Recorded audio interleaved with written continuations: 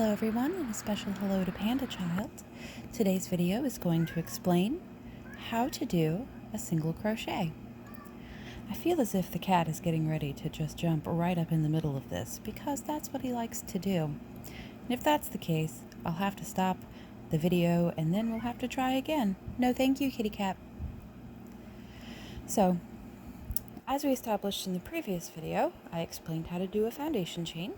And what we have here is a foundation chain that is 25 chains long, which is the length that I said that I would make to make a reasonable sized example for you. So now to start doing the first row of a single crochet, what we do is we have our hook, we gather our yarn, sure everything's as we'd like it to be, and then we make a turning chain, which is the same chain that you did for making the foundation chain. So you will just yarn over and pull through one time, and that's the turning chain. So as you can see, this one right here is still on your hook. So when we do the row, we do not put it in this one. We put it in the one next to it. And as a general side note, we talked about how each of the chains looks like a little braid or a V, and that these are the two loops inside the chain if you're looking at the front of it. If you flip it over, you can see it has kind of the single bump up. Some projects will request that you put your hook inside of that for the first row, and then some don't specify at all. When they don't specify at all, I just find it easier to stick it in one of the two loops and then do it a little differently once we get a little further into it. In general, just so you're aware, when you look at these loops, you can see some people call it the V, and you can see it there. That's a front loop and a back loop on it. So when you're working in a pattern, if something says BLO or back loop only, it just means this one on the back side. And if it says FLO or front loop only, it just means that one. If something says to insert your hook inside of a stitch, it means both of it. So for this first one though, I'm just going to put it in what would be called the back loop only. Now, like I said, we made our turning chain. The turning chain is still on the hook, so we do not try to put it in that one. We put it in the one next to it. So slide your hook inside of your stitch, yarn over, pull through. So you've brought a loop up. Now you have two loops on your hook, yarn over again, and then pull it through both of them. And that is one single crochet. I'll show you again. Insert into the next one, yarn over, pull through, two on, yarn over again, pull through two. And that's the second one. And this is all you do to make a single crochet, is you insert into the stitch, yarn over, pull through, so you have two loops on, yarn over again, and pull through two. So what I'll do is I'm going to work my way to the end of this, and so you should as well. As previously stated, I'm not super great at doing this slowly, so the next few that I do, I'll just have the video itself slowed down so that you can see it a little bit cleaner, if you will, and we will go from there.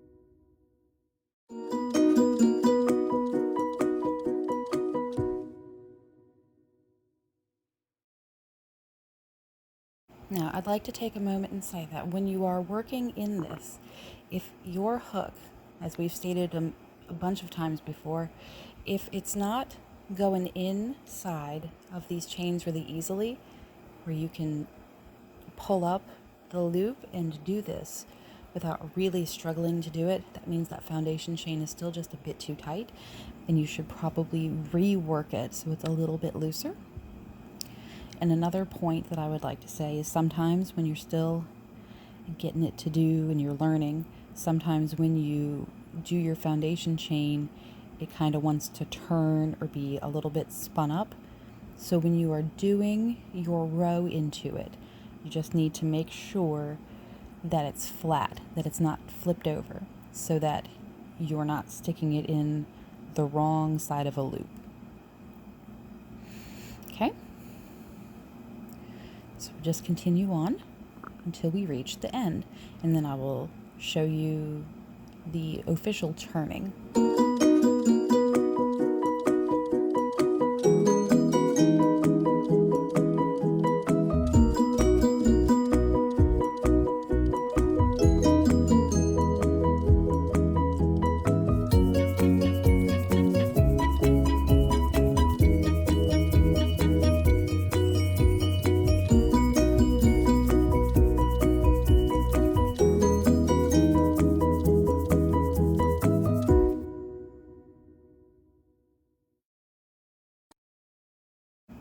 Alrighty, we are almost at the end.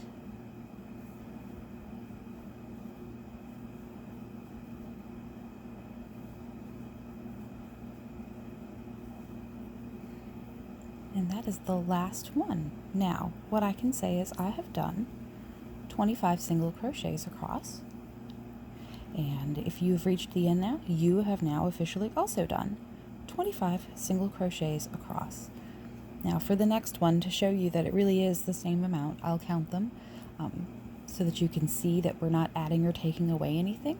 And when you are in the beginning stages of learning how to crochet, I do recommend that you count them, especially when it's not an unheard of length to count to. I do count them less when I am doing, say, a blanket. So if this was the 25 across, a blanket would be dependent. It could be 150 or 250 across, and I'm less likely to count each individual stitch 250 wide.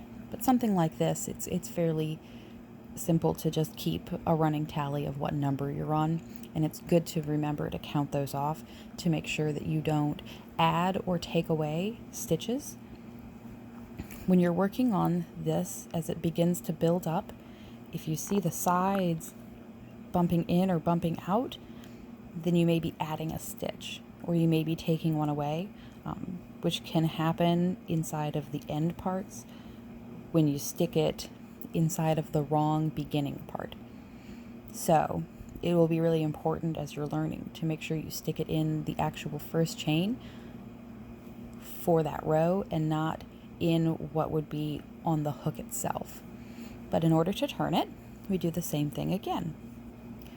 We yarn over and we pull through one. So we made one chain, and that's our turning chain. And then we just turn it over. That's all you do.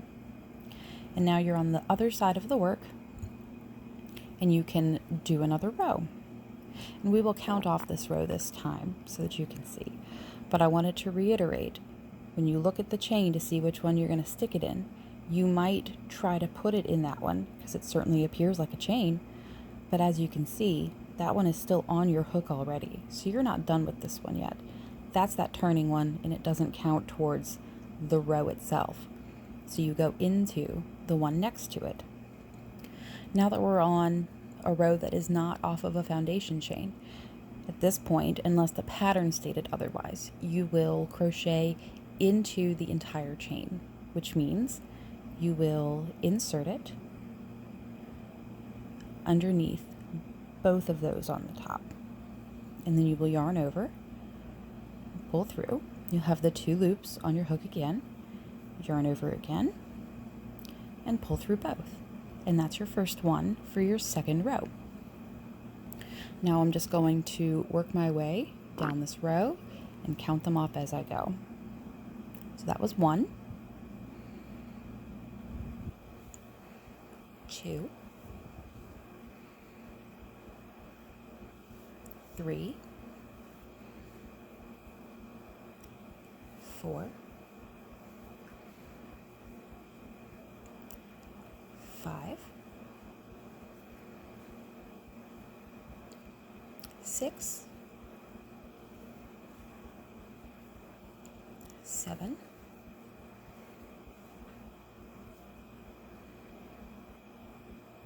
8,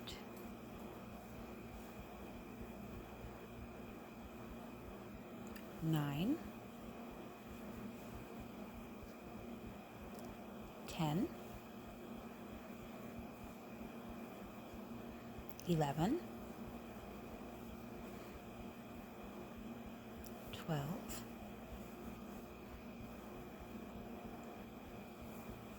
13, 14, 15,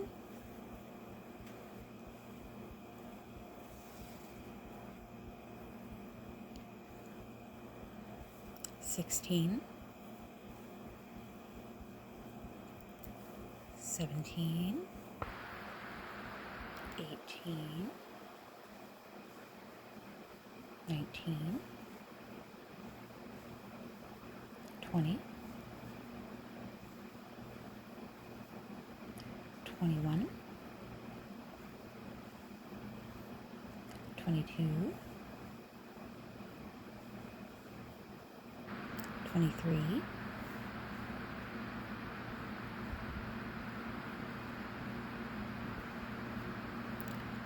24,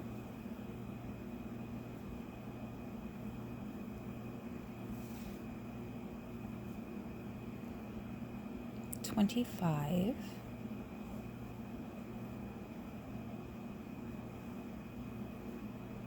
now you've finished the second row, and as you can see, that one was 25 across again. Another important note, you can see the edges themselves are still pretty straight.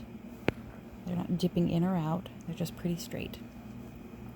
If as you're working your way up this piece of crochet, if you're noticing that it's kind of rainbowed, where your foundation chain is 25 and all of these are 25, but it's just getting wider and wider and wider out this way, likely means that even if you were able to work in your foundation chain, each of the rows that you've done after have been a bit looser.